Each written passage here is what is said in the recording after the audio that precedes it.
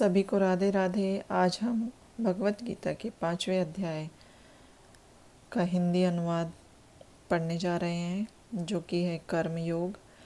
अर्जुन ने कहा, हे कृष्ण, पहले आप मुझसे कर्म कर त्यागने के लिए कहते हैं और फिर भक्ति पूर्वक कर्म करने का आदेश देते हैं। क्या आप अब कृपा करके निश्चित रूप से मुझे बताएंगे कि इन दोनों में से कौन अधिक लाभप्रद है? श्री भगवान ने उत्तर दिया, मुक्ति के लिए तो कर्म का परित्याग तथा भक्ति में कर्म योग दोनों ही उत्तम हैं, किंतु इन दोनों में से कर्म के परित्याग से भक्ति युद्ध कर्म श्रेष्ठ है। जो पुरुष न तो कर्म फलों से घृणा करता है और न कर्म फल की इच्छा करता है, वह नित्य सन्यासी जाना जाता है।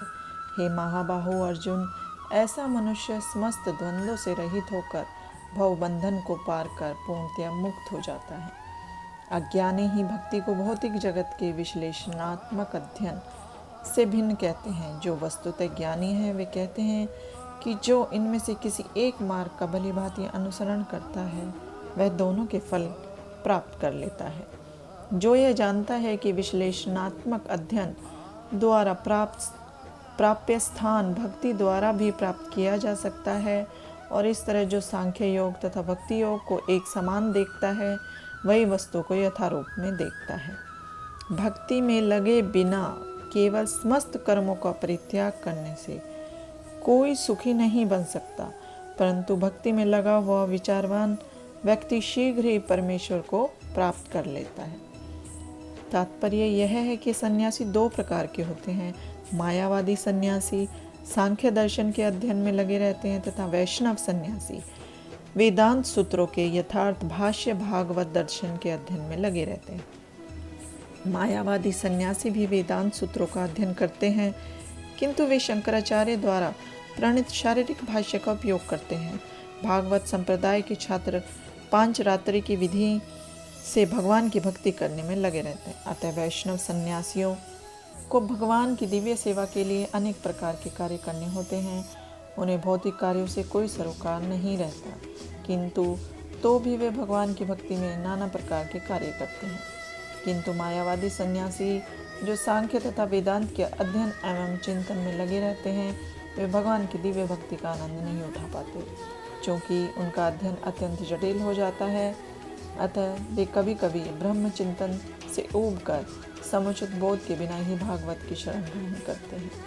फलस्वरूप श्रीमद् भगवत का भी अध्ययन कर उनके लिए कष्टकर होता है। मायावादी सन्यासियों का शुष्क चिंतन तथा कृत्रिम साधनों से निर्विशेष विवेचना उनके लिए व्यर्थ होती है। भक्ति में लगे हुए वैष्णव सन्यासी अपने दिव्य कर्मों को करते हुए प्रसन्न रहते हैं, और वह यह भी निश्चित रहता है कि वे भगवत धाम को प्राप्त होंगे।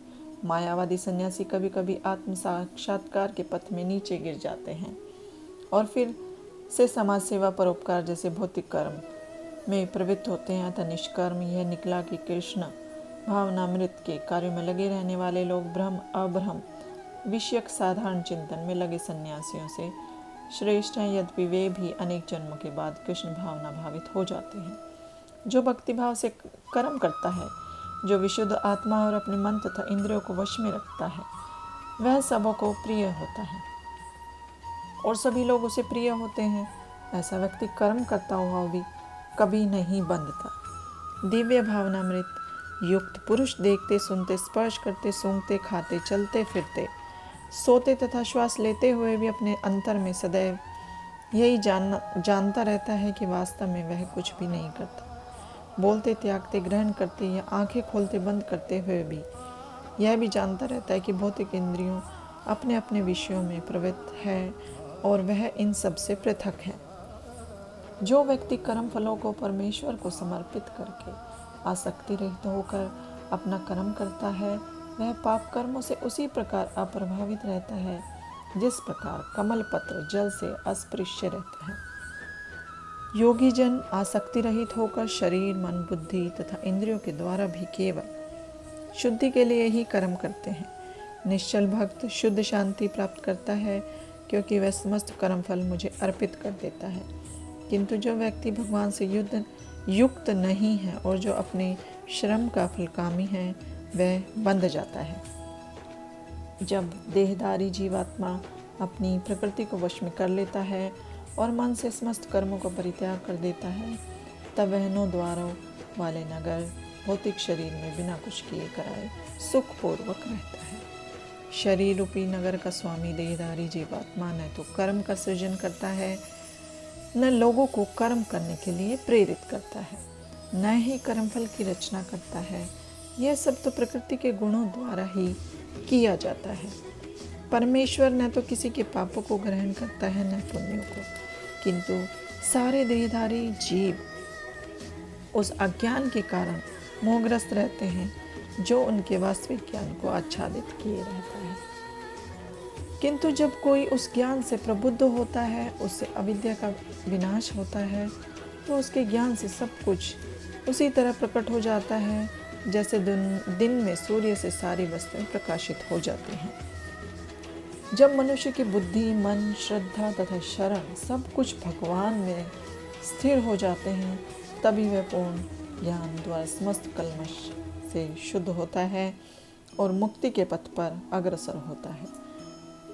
विनम्र साधु पुरुष अपने वास्तविक ज्ञान के कारण एक विद्वान द्वारा विनीत ब्राह्मण, गाय, हाथी, कुत्ता तथा चांडाल को समान दृष्टि से देखते हैं। जिनके मन एकत्व तथा समता में स्थिर है, उन्होंने जन्म तथा मृत्यु के बंधनों को पहले ही जीत लिया है। वे ब्रह्म के समान निर्दोष हैं और सदा ब्रह्म में ही स्थिर रहते हैं। जो न तो प्रिय वस्तु को पाकर हर्षित होता है और न अप्रिय को पाकर विचलित होता है, जो स्थिर बुद्धि है, जो मोह रहित है और भगवत विद्या को जानने वाला है, वह पहले से ही ब्रह्म में स्थिर रहता है।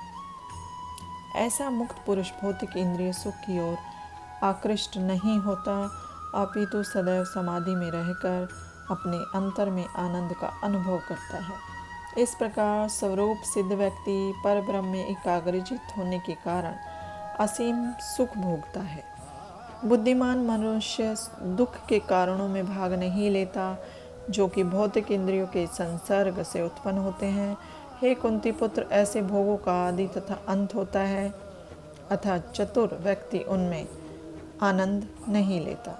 यदि इस शरीर को त्यागने के पूर्व कोई मनुष्य इंद्रियों के वेग को सहन करने तथा इच्छा एवं क्रोध के वेग को रोकने में समर्थ होता है, तो वह इस संसार में सुखी रह सकता है।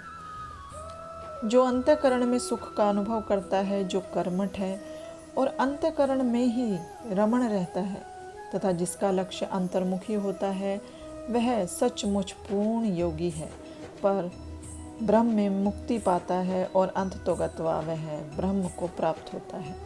जो लोग संशय से उत्पन्न होने वाले द्वैत से परे हैं, जिनके मन आत्म साक्षात्कार में रत हैं, जो समस्त जीवों के कल्याण कार्य करने में सदैव व्यस्त रहते हैं और जो समस्त पापों से रहित है, वे ब्रह्म निर्वाण को प्राप्त होते हैं। जो क्रोध तथा समस्त भौतिक इच्छाओं से रहित है, जो स्वरूप सिद्ध आत्म संयमी है और संसिद्धि के लिए निरंतर प्रयास करते हैं, उनकी बुद्धि निकट भविष्य में सुनिश्चित है। समस्त इंद्रिय विषयों को बाहर करके मन दृष्टि को बोहों के मध्य में केंद्रित करके प्राण तथा अपान वायु को नथनों के भीतर रोककर और इस तरह मन इंद्रियों तथा बुद्धि को वश में करके जो मोक्ष को लक्ष्य बनाता है, वह योगी इच्छा, भय तथा क्रोध से रहित हो जाता है।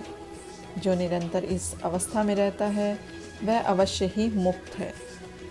मुझे समस्त यज्ञों तथा तपस्याओं का परम भोक्ता, समस्त लोकों तथा देवताओं का परमेश्वर एवं समस्त जीवों का उपकारी एवं हितैषी जानकर मेरे भावनामृत में से पूर्ण पुरुष भौतिक दुखों से शांति लाभ करता है।